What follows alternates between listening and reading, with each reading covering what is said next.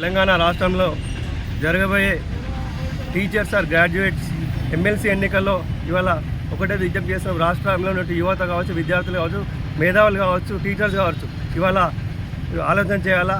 గత ప్రభుత్వాలు ఏం చేసినాయి, ఇవాళ యువత కావచ్చు, గ్రాడ్యుయేట్స్ కావచ్చు, వాళ్ళ టీఆర్ఎస్ కావచ్చు, కాంగ్రెస్ ఎలాంటి అభివృద్ధి చేయలేదు.